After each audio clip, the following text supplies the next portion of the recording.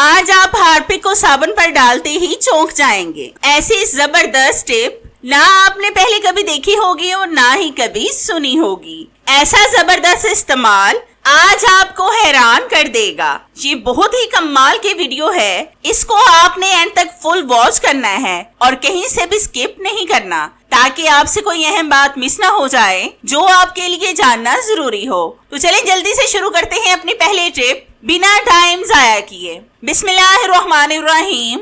आज आप aluminium foil के बहुत जबरदस्त इस्तेमाल देखेंगे। तो यहाँ पर मैंने एल्युमिनियम फॉइल का एक बड़ा सा पीस लिया है। इसको मैं 2 से 3 बार फोल्ड करके इसको और मजबूत कर लूंगी। मैंने एल्युमिनियम फॉइल की पहले भी आपके साथ बहुत सी टिप्स शेयर की हैं, लेकिन ये टिप बहुत अलग है। अब हम इस फोल्ड किए हुए एल्युमिनियम फॉइल के बिल्कुल दरमियान में एक मेडिसिन वाली खाली बोतल को रखकर एल्युमिनियम फॉइल को फोल्ड कर लेंगे। ये आप अपने हिसाब से छोटा बड़ा भी बना सकते हैं, मैं भी अपने हिसाब से बना रही हूँ। तो ये एक बॉल सी बन गई है, इसकी हम कटिंग करेंगे ताकि ये देखने में अच्छी लगे और इसके खराब किनारे उतर जाएं। फिर हम इसको एक साइड पर कर देंगे। अब हम लेंगे थोड़ी सी रुई का पीस, इसकी हम एक छोटी सी और बारीक सी बत्ती बनाएंगे। इस तरह से हाथों से रोल करके आपने भी बत्ती बना लेनी है। अब हम इस बत्ती को एल्युमिनियम फॉइल की बॉल में लगाएंगे और फिर इसमें सरसों का तेल डालेंगे। अक्सर हमारे घर में दिए ना हो तो आप इस तरह से दिए बनाकर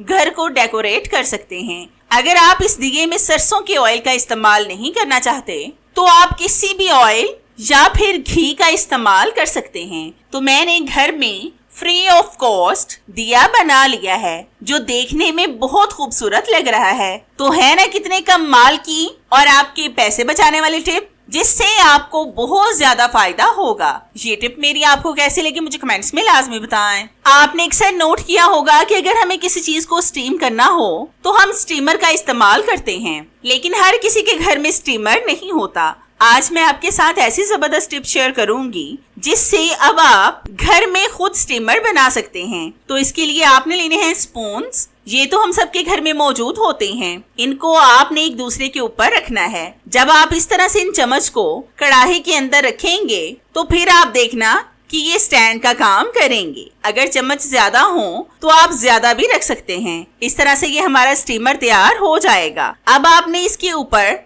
किसी भी बॉल वगैरह को रखना है जिसमें आपने किसी चीज को डाला हो। आप यकीन करें कि ये स्पून स्टीमर की तरह ही काम करेंगे। मैंने पर्सनली इस टिप को ट्राई करके देखा है और मुझे इससे फायदा भी हुआ है, इसलिए मैं ये टिप आपके साथ भी शेयर कर रही हूँ ताकि आप भी जल्दी से इससे फायदा उठा सकें। आप इसमें केक को भी बेक कर सकते हैं। तो है ना कितने कम माल की और आपको फायदा पहुंचाने वाली टिप, जिससे आपकी बहुत ज्यादा बचत होगी। तो ये टिप मेरी आपको कैसी लगी मुझे कमेंट्स में लाजमी बताएं। आपने अक्सर नोट किया होगा कि जब हम बच्चों को लंच बॉक्स देते हैं तो कई दफा हमें चम्मच या फिर फोक वगैरह रखकर देना पड़ता है।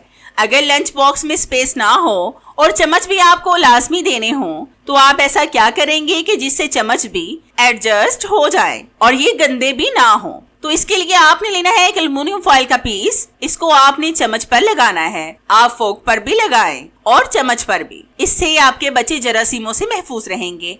अब आपने लेना है एक रबर बैंड। इसको आपने लंच बॉक्स पर लगाना है। अगर रबर बैंड बड़ा है तो डबल फोल्ड कर लें और फिर इसके अंदर स्पून और फोक को लगाएं। इस तरीके से आपके स्पून बिल्कुल सेफ रहेंगे और जरासीम भी इन पर नहीं लगेंगे। अगर हम एल्युमिनियम फॉइल को चम्मच पर ना लगाते तब इन पर जरासीम लग जाते, लेकिन अब ये बिल्कुल महफूज हैं। तो है ना ये भी कितने कम माल की और आपको फायदा पहुंचाने वाली टिप। ये टिप मेरी आपको कैसी लगी मुझे कमेंट्स में लाजमी बताएं। आपने अक्सर देखा होगा कि ग्रेप्स खाना तो सभी बच्चों बड़ों को पसंद होता है, लेकिन इसमें जम्स बहुत ज्यादा होते हैं। तो इन जम्स को खत्म करने के लिए सबसे पहले आपने एक बॉल में लेना है पानी। ये पानी रूम टेम्परेचर का होना चाहिए, ना ठंडा और ना ही गर्म। इसमें आपने डालना है 1 टेबल स्पून व्हाइट विनेगर, जिसको हम सफेद सिरका भी कहते हैं। फिर हम इसमें डालेंगे थोड़ा सा बेकिंग सोडा। अब हम इन दोनों चीजों को मिक्स करके इसमें ग्रेप्स को डाल देंगे। व्हाइट विनेगर जम्स को खत्म करने में बहुत बेस्ट किरदार अदा करता है और बेकिंग सोडा अच्छी तरह से ग्रेप्स की सफाई करेगा। अब हम 10 मिनट के लिए ग्रेप्स को इसमें छोड़ देंगे। तो 10 मिनट के बाद हम आपसे मिलते हैं। हमारे 10 मिनट हो चुके हैं। अब हम ग्रेप्स को बाहर निकालेंगे और पानी आप चेक करें कि कितना ज्यादा गंदा हो गया है।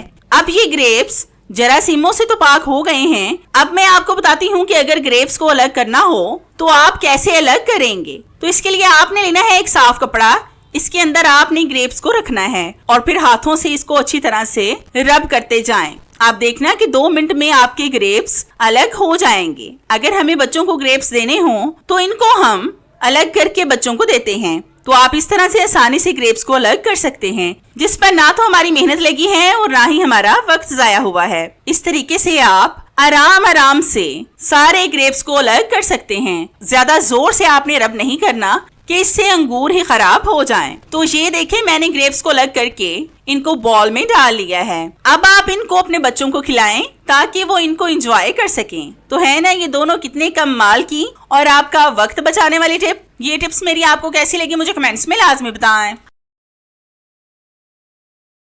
इस वीडियो में मैं आपको कम वक्त में कपड़ों को इस्त्री करने का सही तरीका बताऊंगी। सबसे पहले आपने जहां पर भी कपड़े इस्त्री करने हैं उस जगह पर कोई मोटा कपड़ा बिछाना है और उस कपड़े पर कहीं भी बल ना पड़े हों, क्योंकि इससे भी सही से कपड़े प्रेस नहीं होते। अब आपने कपड़ों के टिप्स को फॉलो करना है स्टेप बाय स्टेप।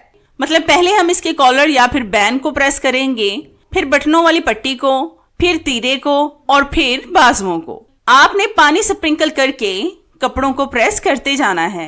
पानी आप शावर में भी ले सकते हैं और हाथों से भी स्प्रिंकल कर सकते हैं। आपने इन कपड़ों की सिलाइयों को अच्छे तरीके से बिठाना है, क्योंकि अगर आप इसकी सिलाइयों को अच्छी तरह से नहीं बिठाओगे ना तो बाद में इसकी सिलाइयां अच्छी तरह से सेट नहीं होती। और हाँ, एक बात का और आपने ध्यान रखना है कि जब आप कपड़ों को प्रेस करने लगें तो पहले आयरन को मीडियम और फिर हाई कर दें। मतलब अगर आप कॉटन के कपड़े प्रेस कर रहे हैं तो पहले आपने आयरन को मीडियम ही रखना है। जब आप कपड़ों को प्रेस करें तो फिर इसको हाई कर दें अपने कपड़ों के मुताबिक और अपने कपड़ों के हिसाब से, क्योंकि अगर ज्यादा गर्म हो गई तो ये आपके कपड़ों को न जला दे। इस तरह से आयरन कभी भी कपड़ों के साथ नहीं चिपकेगी। अक्सर जब हम फुल आयरन को गर्म करके कपड़े प्रेस करते हैं तो आयरन का दाग फौरन से कॉटन के कपड़ों पर लग जाता है। अगर आप मेरी इस टिप को फॉलो करेंगे तो कभी भी आपके कपड़ों पर आयरन का दाग नहीं लगेगा। आप इस तरह से गौर से और ध्यान से देखते जाएं।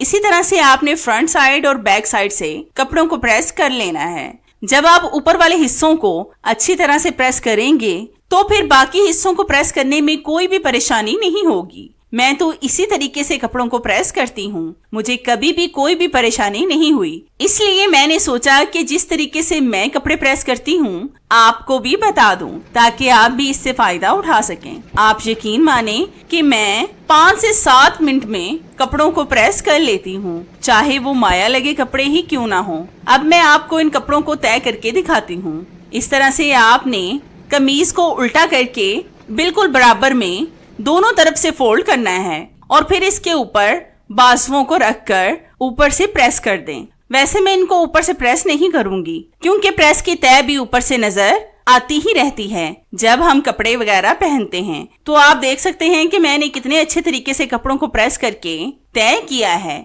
ये टिप मेरी आज आपके होश ही उड़ा देगी। तो इस टिप को बनाने के लिए मैंने यहाँ पर लिया है एक साबुन। इसको हम थोड़ा सा ग्रेट करेंगे। साबुन आप कोई सा भी ले सकते हैं जो आपके घर में मौजूद हो या फिर जिसकी खुशबू आपको पसंद हो। आपने साबुन को बहुत बारीक ग्रेट करना है। अगर थोड़ा बहुत बचा कुचा साबुन पड़ा है तो आप उसका इस्तेमाल भी कर सकते हैं। तो इस साबुन को हमने ग्रेट कर लिया है। अब हम हाथों के साथ इसको और छोटा कर लेंगे ताकि इस पर हमारा ज्यादा वक्त जाया ना हो। इस तरह से आपने भी हाथों से मसल कर इसको और छोटा कर लेना है। अब हम इस साबुन में डालेंगे हार्पिक। ये मेरे किचन का क्लीनर है, इसको मैंने अलग से रखा हुआ है। आपने इन दोनों चीजों को अच्छी तरह से मिक्स करना है और जिस भी बर्तन का इस्तेमाल आप कर रहे हैं वो एक्स्ट्रा होना चाहिए। मतलब आप उस बर्तन को खाने पीने की चीजों में इस्तेमाल ना करते हो। तो जितनी देर मैं इन दोनों चीजों को मिक्स कर रही हूँ, मेरी आप सब व्यूवर्स से रिक्वेस्ट है कि जिन्होंने अभी तक मेरे चैनल को सब्सक्राइब नहीं किया